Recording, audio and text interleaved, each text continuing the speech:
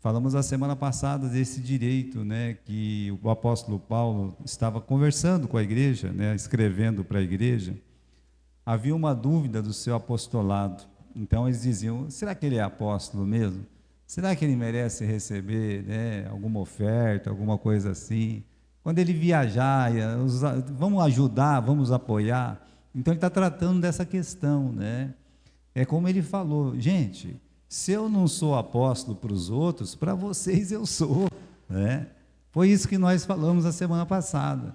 Quer dizer, como é que a igreja de Corinto podia imaginar que o apóstolo Paulo não era um apóstolo para eles? Isso aqui parece que chega assim no cúmulo do absurdo, da igreja de Corinto olhar para Paulo e dizer: você é apóstolo mesmo?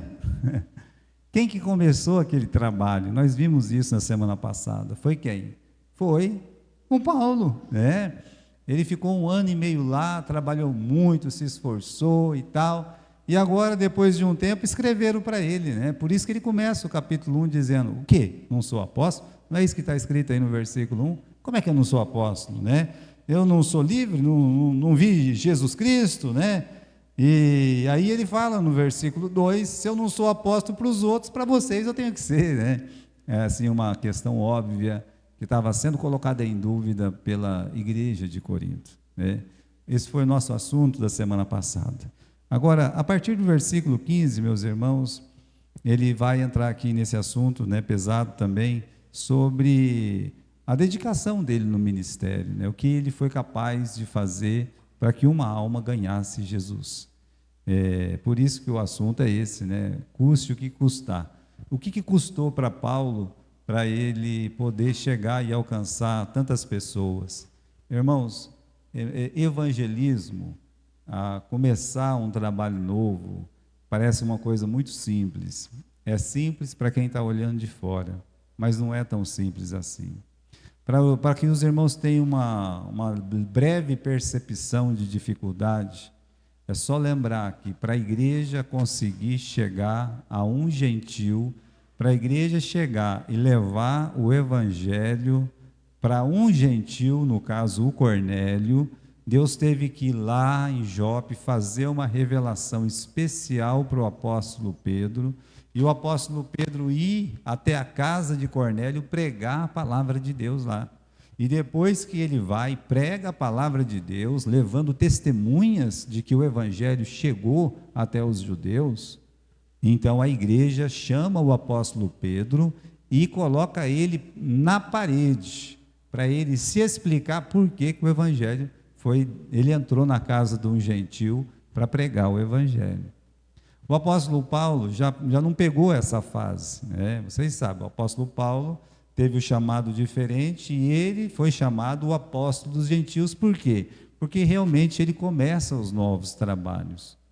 Sim, ele vai na sinagoga? Vai, mas ali, meus irmãos, a intenção é apresentar Cristo, não somente para judeu, mas também para os gregos. E aí, em cada lugar, era uma dificuldade, né? Para chegar onde ele chegou, por exemplo, lá na igreja de Corinto, para ele poder alcançar a Europa como ele alcançou, também não foi daquela livre e espontânea vontade de Paulo. Eles estavam indo para o ponto, eles estavam indo para a Bitínia, não tem nada a ver com a Europa. O momento que ele estava lá, no capítulo 16, e ele teve uma revelação de Deus. Qual que foi a revelação? Passa a Macedônia aí e nos ajuda. Foi só por isso que ele foi para lá. Senão ele jamais teria chegado em Filipos, se Deus também não tivesse tocado no coração dele. Então ele vai entrar aqui nessa questão, né? Ele estava falando do apostolado dele, de que ele realmente era um apóstolo, com direito apostólico, mas agora ele vai falar um pouco desse esforço, né? De um apóstolo, de uma pessoa que começa um trabalho novo. Então, se você se sentir desvalorizado, não se preocupe. Paulo está aqui dizendo: se eu não sou para outro, para vocês eu sou, né? Vamos dizer que você está trabalhando com uma alma, com as almas, e você não tem o devido valor. Ok, entra na fila. Por quê? Porque o apóstolo Paulo já está falando isso há 2000 anos atrás. E aqui no versículo 15 diz: eu de nenhuma destas coisas usei, não escrevi isto para que assim se faça comigo, porque melhor me fora morrer do que alguém fazer vã a minha glória. Ele diz: eu prefiro morrer, né, do que deixar de fazer aquilo que Deus me mandou a fazer. Porque se eu anuncio o Evangelho, eu não tenho do que me gloriar, pois me é imposta essa obrigação. E ai de mim, se não anunciar o Evangelho. Estou trabalhando para Deus. Não, o apóstolo Paulo não ia falar uma coisa dessa. Se eu anuncio o Evangelho, né, que glória eu tenho isso? Nenhuma glória nisso, né? E foi-me imposta essa condição, ou seja, Deus me chamou para isso. Então não tem que ficar batendo palma para mim mesmo, ninguém tem que bater palma para mim, não é? Paulo jamais ia entrar num culto e as pessoas bater palma a hora que ele entrar e o holofote ir para a cara dele. Jamais, né? Ele está colocando aqui que para ele era a vida dele. Eu prefiro morrer do que parar de fazer o que eu estou fazendo, né? Não estou fazendo isso para agradar os homens, não estou fazendo isso para agradar a igreja. Eu faço porque Deus me chamou para isso. Esse é o meu trabalho. E por isso que ele não parou, porque teve um momento que a igreja não queria mesmo que ele fosse apóstolo. Não é uma questão da igreja de Corinto. Toda vez que ele descia para Jerusalém, ele tinha que, sabe, prestar uma conta que na verdade nem era necessário. Mas ele tinha que estar lá sempre, né? As coisas, meus irmãos, que eles impunham para Paulo, para ele poder continuar o ministério dele. Ele não era aceito em Jerusalém. Ele não foi aceito da primeira vez, não foi aceito nenhuma vez. Quando ele chega da última vez que ele é preso, o Tiago chama ele e fala: estão falando isso de você, né? Estão falando aqui que você está ensinando as pessoas aí a não guardar a lei de Moisés. Não tinha nada a ver, sabe? Era tudo mentira. E aí Paulo, meus irmãos, ele rapa a cabeça e tal, faz tudo que os judeus querem que ele faça ali, sabe? Até hoje eu fico me perguntando se ele fez certo em querer agradar os judeus naquele momento. Mas isso é uma coisa que Deus ainda não me falou, por isso eu não vou falar para vocês, né? E ele, então, ele está ali, meus irmãos, para agradar a Deus. O que ele está falando aqui, eu estou para agradar a Deus. Versículo 17: e por isso, se o faço de boa mente, terei prêmio, mas se de má vontade, apenas uma dispensação me é confiada. Vai servir a Deus. Você fazer de boa vontade é uma coisa, de má vontade é outra, né? Tudo que você fizer para Deus, você faça para Ele, sabendo assim que você vai ter um galardão, como esse versículo está falando. Mas como é bom quando a gente faz uma coisa porque nós amamos aquilo que nós fazemos. Você tem que sentir isso, né? As pessoas às vezes deixam de fazer aquilo ali não significa mais nada para elas. Mas imagine uma professora que de repente ela vai olhar para as crianças da sua classe de escola dominical e aquelas crianças não significam nada para ela. Aquele trabalho dela, para ela, ela fez porque viu alguém fazer. Não. Geralmente quem produz fruto, geralmente quem consegue alcançar aqueles coraçõezinhos, é uma pessoa que faz porque ela realmente ama aquele trabalho. Ela ama a Cristo. Vai receber muitas críticas por isso, vai ver um entrando e saindo, mas ela vai permanecer ali naquela obra. Na continuidade, meus irmãos, no versículo 18: logo que prêmio tenho, que evangelizando proponho de graça o evangelho de Cristo, para não abusar do meu poder no evangelho. Porque sendo livre para com todos, eu me fiz servo de todos para ganhar ainda mais. Eu me fiz judeu para com judeus, para ganhar judeu. Para os que estão debaixo da lei, como se eu estivesse debaixo da lei. Para quê? Para ganhar os que estão debaixo da lei. Para os que estão sem lei, como se fosse sem lei, mas estando debaixo da lei, para com Deus, né, a lei de Cristo, para ganhar os que estão sem lei. Eu fiz-me como fraco para os fracos, para ganhar os fracos. Eu fiz de tudo para com todos, para por todos os meios chegar a salvar alguns. Olha, esse é o tema nosso hoje, né? Custe o que custar. Aquele filme, O Resgate do Soldado Ryan, né? Acho que é isso mesmo, né? É uma visão espiritual aí, né? Começaram a chegar muitas cartas, né, para um general lá que cuidava desse assunto, sei lá se era general, mas as cartas, os mortos na guerra, todos tinham o mesmo sobrenome, né, e o mesmo endereço. E aí aquele chefe, né, talvez a moça que estava vendo isso levou para o chefe, e ele viu aquilo, quantas cartas, né, 3, 4, 5 filhos da mesma mãe, tudo morto na guerra. Já pensou em entregar 5 cartas para uma mãe, né, tal. E aí descobriram que ela tinha mais um na guerra, que era o Ryan, né? E não sabia se estava morto ou vivo ainda, mas tinha que achar esse menino. Então o que acontece? Eles fazem de tudo, custe o que custar. Nós vamos pegar esse soldado e nós vamos resgatar esse soldado e nós vamos devolver ele vivo para a mãe dele, né? Isso aqui, meus irmãos, é coisa que só um exército que tem algum princípio espiritual pode fazer, porque é baseado em fatos reais. Então, é claro, outros soldados tiveram que morrer, aconteceram muitas coisas, né? Não me lembro bem, porque faz muito tempo que eu assisti esse filme, mas eu me lembrei quando eu estava fazendo essa mensagem.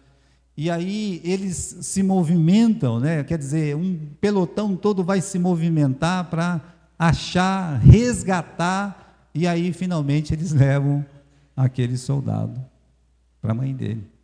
Ela recebeu um monte de carta de morto, mas depois o exército mandou um vivo de volta para ela. É um princípio maravilhoso isso, né? Custe o que custar, tem que achar esse menino, né? E aí, meus irmãos, aqui a gente fala sobre a flexibilidade evangelística, né?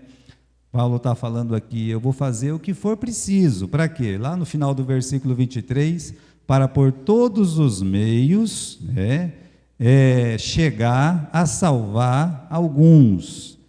Não está pedindo que a gente abandone os nossos princípios, mas às vezes nós temos que abrir mão de preferências. É diferente de abrir mão de princípios, mas algumas preferências, né? O que é isso aqui? Flexibilidade evangelística, né? Vamos ver primeiro o que não é, né? Pode pular aí, né? Então, ou está travado aí, né? Não é um chamado para deixar de lado as virtudes morais, né? Como o amor, o autocontrole, a nossa fé, a verdade. Paulo jamais diria, eu me fiz mentiroso para ganhar os mentirosos. É isso que ele está fazendo, né? Vou fazer de tudo, vou começar a mentir agora para ganhar os mentirosos. Não, vou começar a matar aqui para ganhar os assassinos. Não, né? Olha lá, não é um chamado para deixar de lado as virtudes do amor, né? Autocontrole, fé, verdade. E o que é então? É viver de tal forma que o meu comportamento, né, tenha mais probabilidade de levar pessoas até Jesus, né? E é isso que ele está dizendo. Às vezes se adaptar a certas culturas sem ter que pecar para isso, né? Entender que uma alma vale mais do que minha preferência pelo estilo de música. Alguns anos atrás, né, num acampamento, tinha um pessoal lá, eu vou dizer, tem um ritmo de música que eu detesto, que eu não gosto mesmo, é aquele tal de funk, né? Ele ali, meus irmãos, tem um problema, tem que orar de joelho assim e tal, né? Mas era um grupinho ali, eles gostavam daquele negócio, sabe? E chamando de lado lá, estava todo mundo cantando de noite, né? Umas músicas que a gente gosta e tal. Aí lá, né, no campo ali, né, tal, né? Um fazendo um negócio de funk com o outro. Aí, pastor, vem ver esse negócio aqui, né? Né? Assim mesmo, de cara eu já falei assim, eu vou chamar a atenção aqui desses meninos aqui, né? Vou meter a boca nesses meninos, né? Mas não era membro da minha igreja, né? Aí eu fui conversar, né, com o pastor deles, né? Aí chegou lá, os meninos lá estão com os costumes, colocou a mão no meu ombro e disse, olha, é o jeito que ele sabe de falar do amor de Deus. Aí eu fiquei com vergonha. Fiquei com vergonha. Eu comecei a olhar melhor aqueles meninos, sabe? E não fiquei muito íntimo deles, não, mas era um negócio de pouco, 4 dias juntos ali. Mas pelo menos eu aprendi a amar. Eu tentei ser flexível, sabe? Porque para mim é muito difícil. Não sei para os irmãos, sabe? Mas eu tentei, né? É ceder sem pecar. É ceder sem adotar maneiras pecaminosas, né? Eu posso ceder, mas eu não preciso pecar para que essa coisa ela venha acontecer de fato. O certo é que o extremo sempre é duvidoso. O extremo é complicado, né? E, por exemplo, né, aquele samaritano, né? Jesus, ele se fez de samaritano. Até ele foi chamado de samaritano pelos judeus. Por quê? Porque para chegar na beira daquele poço, ficar sentado ali e esperar uma mulher samaritana, veja bem, os samaritanos, eles conversavam com mulheres. Quem não conversava eram os judeus. Então ele teve que se adaptar ali para poder alcançar aquele coração, naquele lugar. Tanto é que quando os apóstolos chegam, ninguém perguntou nada, mas ficaram olhando de cara feia para Jesus, por que ele estava conversando com aquela mulher. Então, ele foi flexível, ele se fez de samaritano, ele não teve que pecar para fazer isso. Só teve que se adaptar àquele costume de poder conversar com uma mulher naquele momento, né? Mas aí, meus irmãos, eu acredito que existem alguns extremos, sim, sabe? Existem alguns extremos. Agora está anunciando assim, né? Está sendo bem comum, né? Já tem muitos anos isso. Mas quando você forma um bloco de carnaval para ir para a rua, as coisas começam a se complicar um pouco. Eu vou tentar explicar. Como eu disse, pode ser que seja uma inflexibilidade minha, né? Porque você festejar na carne para ganhar os carnais, aí é uma coisa estranha, né? É muito estranho isso.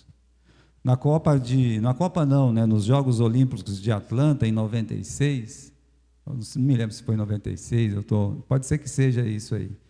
Agora, eu lembro que, como Atlanta tem um pouco de influência batista, às vezes aparecia assim as arquibancadas, e nas arquibancadas, meus irmãos, eles começavam a levantar versículos escritos assim, João 3,16. Que seria diferente. Eu não preciso pular carnaval para ganhar o quê? Para ganhar as pessoas que estão pulando carnaval. Eu posso evangelizar de uma forma diferente, né? Então, você pode chegar, você pode, como fala, né? Será que eu preciso disso mesmo, né? Eu me vestir. Tem coisas, meus irmãos, que eu ainda não consegui entender. Por exemplo, eu me vestir ia ser muito engraçado me vestir aqui do Homem-Aranha, né? E vir aqui. Eu acho que não há necessidade disso, porque é uma mentira, entende? Então a gente vai produzir uma mentira. A gente não precisa produzir uma mentira para ganhar uma alma. Não precisa. Então é nesse sentido. Algumas situações devem ser totalmente reprovadas. Olha aqui, né? Não sejais cúmplices nas suas obras infrutíferas das trevas. Nós sabemos, por exemplo, um carnaval é a obra infrutífera da treva. Então, você não precisa ser cúmplice disso. Reprova, está dizendo. Antes, porém, reprovai-as. Por quê? O que eles fazem oculto, só de você ficar falando, já é o quê?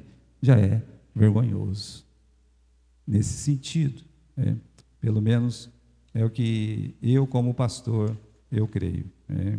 E aí, meus irmãos, Paulo diz aqui, eu vou fazer o que for preciso para fazer discípulo. É isso? É uma pergunta aqui, né? Quantas coisas maravilhosas são possíveis? Às vezes a gente vai sempre para o lado errado, né? Vou fazer uma coisa aqui estrondosa, mas quer dizer, eu vou virar um mentiroso para ganhar um mentiroso. Não. Mas olha, quantas coisas maravilhosas são possíveis. Por exemplo, você sabe que uma pessoa, ela tem um bloco de carnaval, vamos citar assim. Em vez de você pular um carnaval para ganhar ela, quantas vezes você orou pela alma dela? Assim, Senhor, eu quero orar por aquele rei Momo ali. Eu acho que eu jamais ia ser um rei Momo, né? Não adiantava nem. Mas eu quero orar por aquele rei Momo ali, né? Quantas vezes você disse assim, eu vou doar mais para missões? Porque isso tem a ver diretamente com como ganhar os mundanos para Cristo. Você pode usar a sua casa e o seu carro para evangelizar. Em vez de eu entrar num bloco cristão, que, entre aspas, né?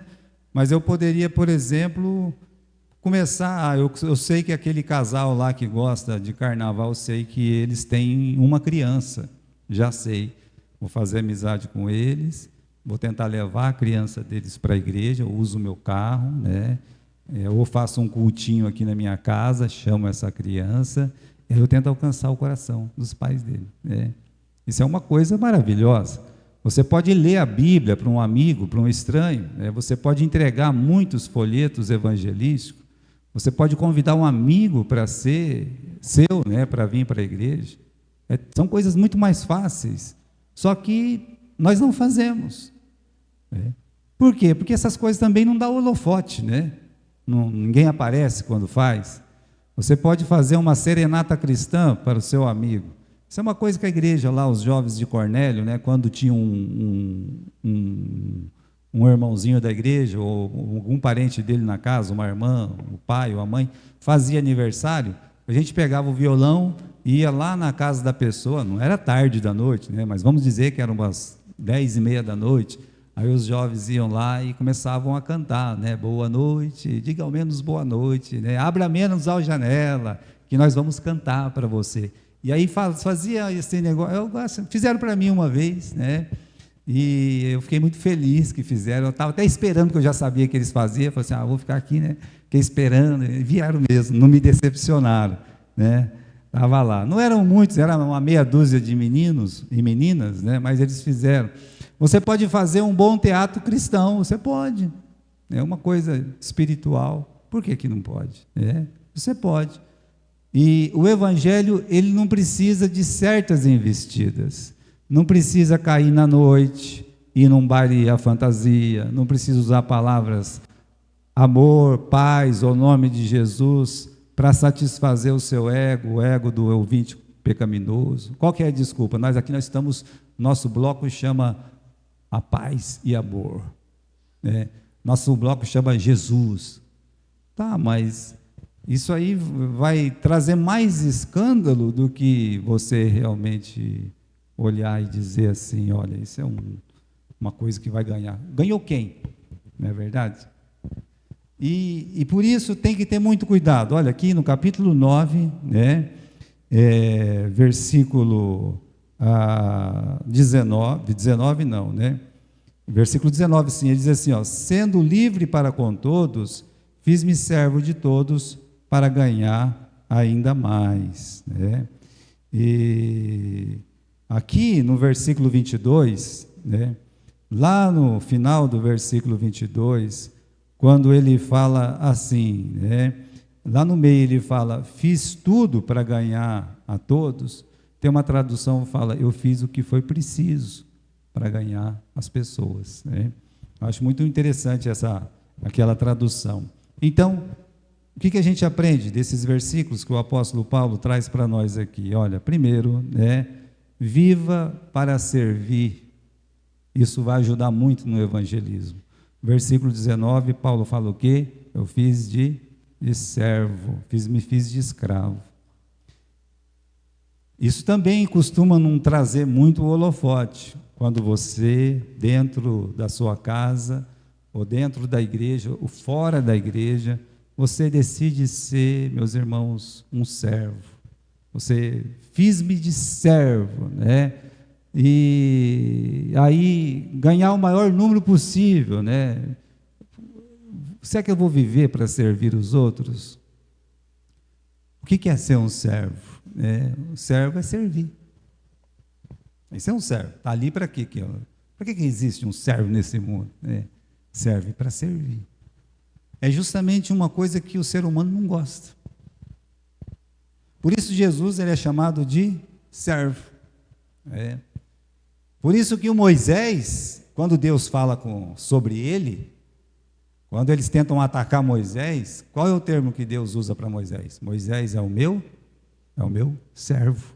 Ou seja, ele está aqui para me servir. Ele está me servindo. Não é para ficar falando dele, ele é meu servo. Então, meus irmãos, quantas vezes nós realmente temos essa disposição, uma predisposição para servir? Quando a gente tem essa disposição de servo para servir, lembra daquele versículo que Jesus usa, que você faz tudo o que tem que fazer, até mais um pouco, e no final você diz o quê? Quem lembra desse texto? O que, irmão Renato? Eu sou um servo inútil. É muito interessante, meus irmãos, como a gente pode entrar dentro da palavra de Deus, e não cabe mesmo, meus, aquele espírito que não é de servo na igreja. Existe, mas não cabe. Porque nosso trabalho não tem tanta, sabe? A gente não tem aquele monte de trabalho aqui na igreja, mas a gente tem alguns. A gente tem trabalho com os jovens, a gente tem trabalho com as crianças, a gente tem o nosso culto, a gente tem o nosso coral.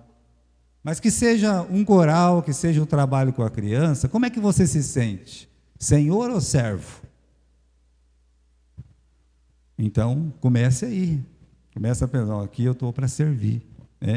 Para servir, eu vou fazer de tudo para ser um servo, para servir essa denominação, essa igreja, porque eu estou servindo primeiro a Jesus Cristo. É por isso. É colocar a necessidade dos outros na frente da nossa. Ver uma pessoa sem Jesus, vou atender essa necessidade. Por exemplo, tem uma pessoa lá, quer vir para a igreja, eu quero servir, então eu posso usar o meu carro, por que não? Vou usar o meu carro, e aí então eu vou... mais fácil a gente falar assim, eu acho que eu vou falar para alguém da igreja passar com a Kombi lá e pegar. Mas é mais fácil você ir e pegar. Você usar o que você tem, para quê? Para servir. Então, é estender para ajudar. Eu acho que isso nós aprendemos muito na vida do Eliseu. Sabe? Quando você olha o profeta Eliseu, você vê um servo.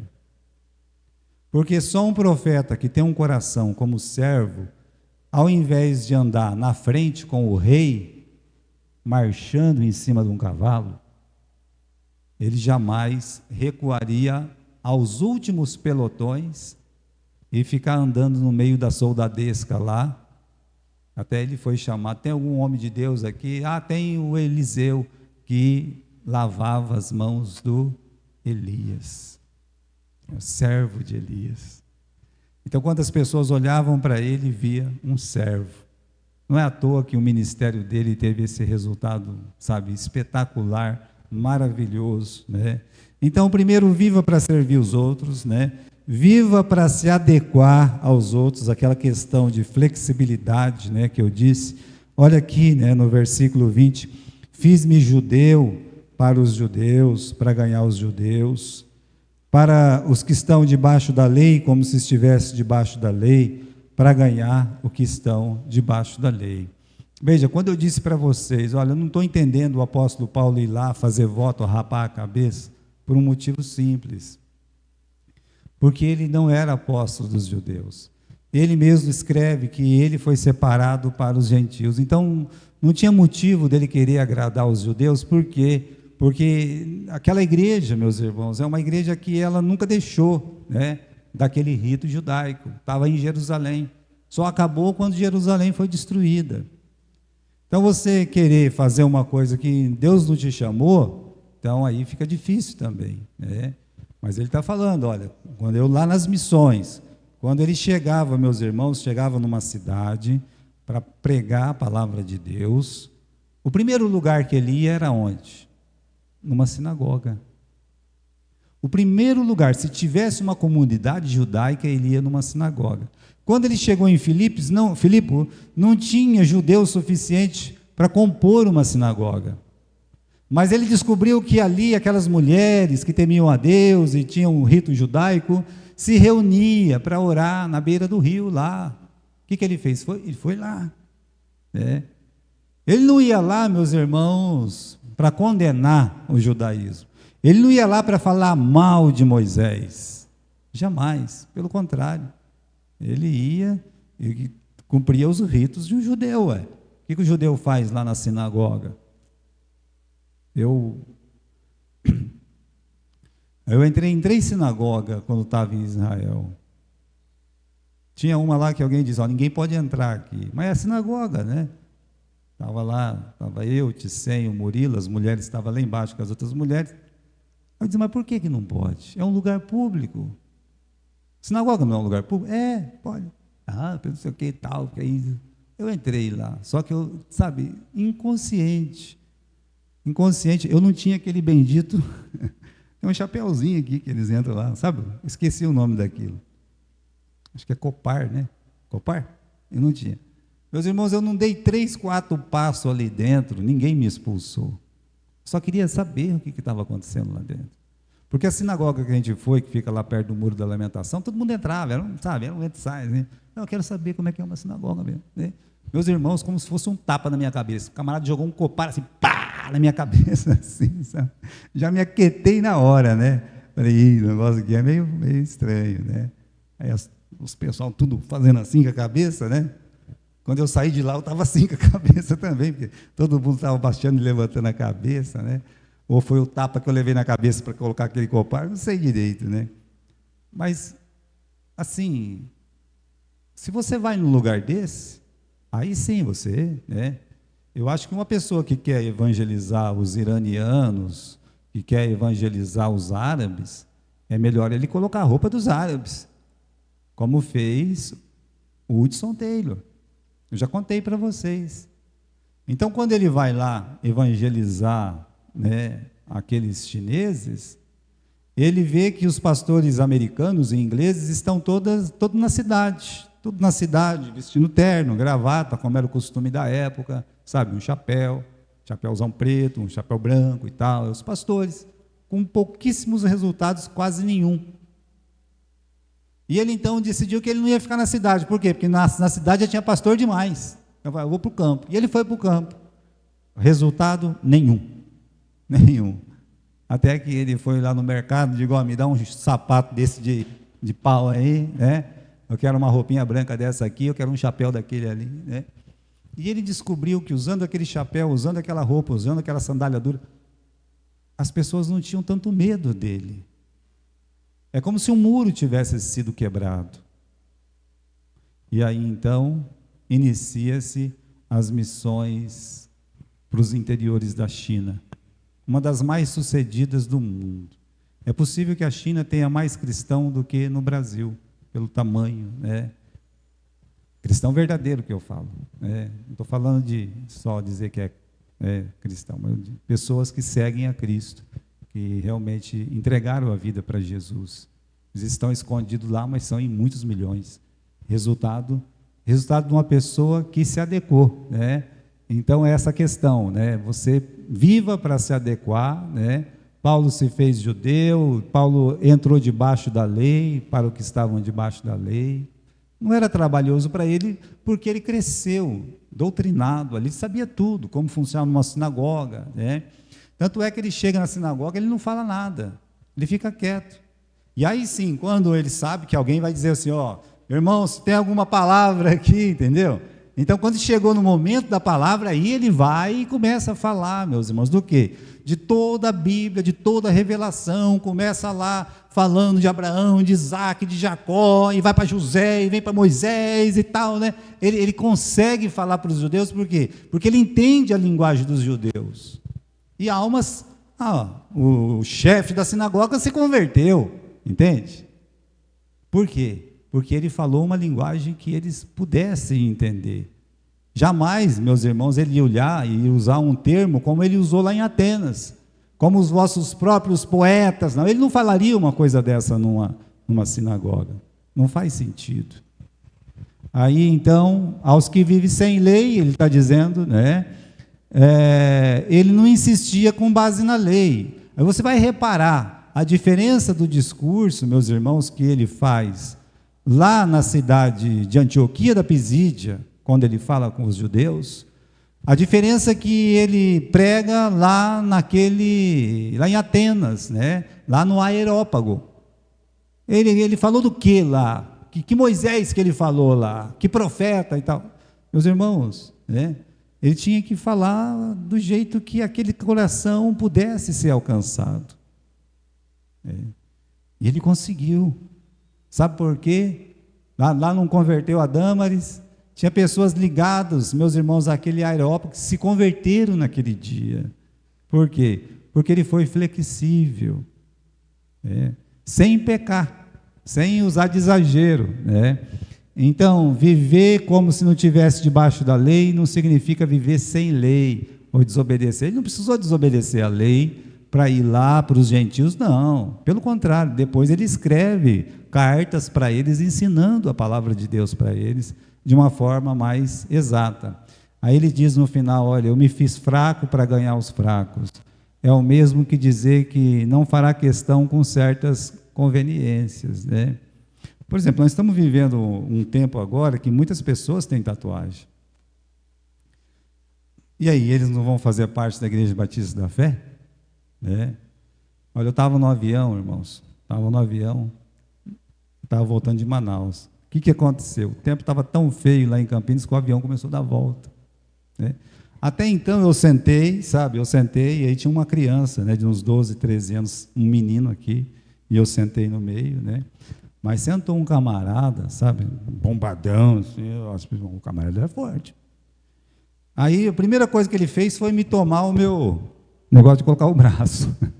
Aí eu magrinho, né, eu já fiquei sem olhar, eu não vou brigar com ele, né?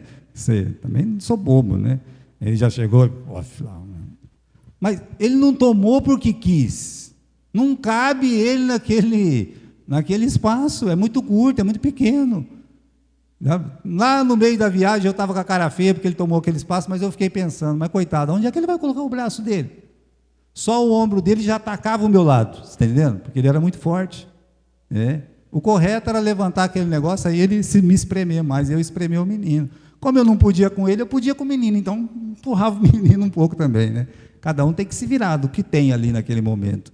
E o avião começou a rodar, a rodar. Eu estranhei aquilo, porque ele não descia nunca. Aí, com a questão do tempo, né? Não vai dar para descer e tal, e ficou ali, né? Daqui a pouco você viu umas luzinhas lá para cima também, eu falei, daqui a pouco esses trem, um vai trombar com o outro aqui, né?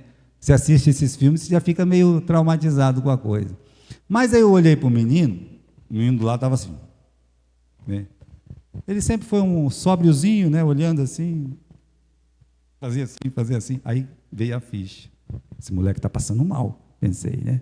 Esse moleque está passando mal, né? E como eu estava de blusa, eu estava com a blusa aqui, né? Sentado assim.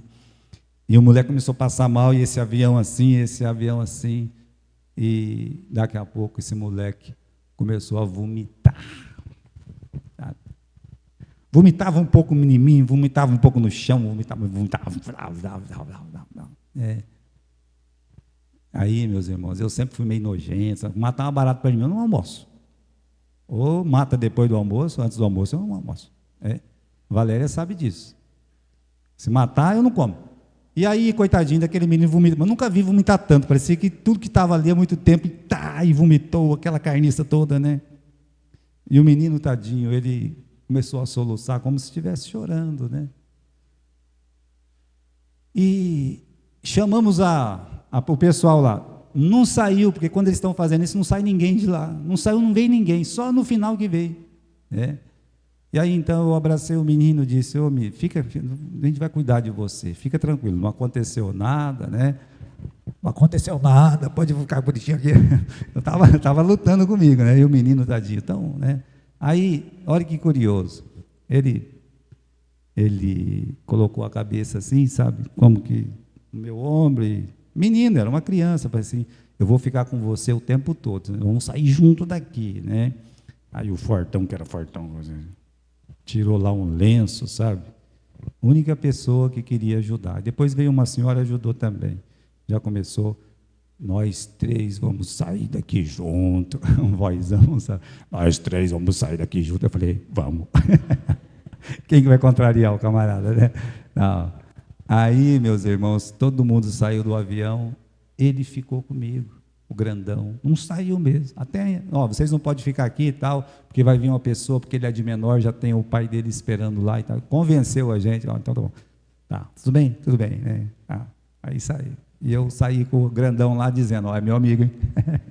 Aqui está me protegendo aí. Veja, por que eu estou falando do grandão? Porque ele tinha tatuagem até no olho.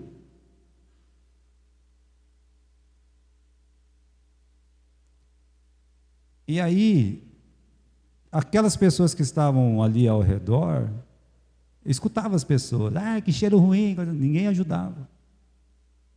Mas ele, ó, nós vamos sair os três juntos aqui.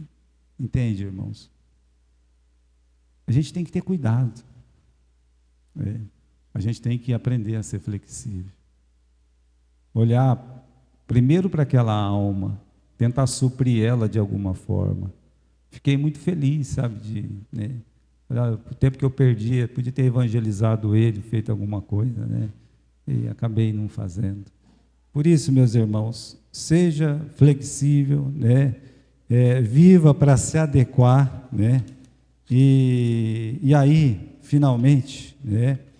Aqui, viva para salvar os outros, versículo 22, para os que estão sem lei, como se estivesse sem lei, não estando sem lei para com Deus, mas debaixo da lei de Cristo, para ganhar os que estão sem Cristo.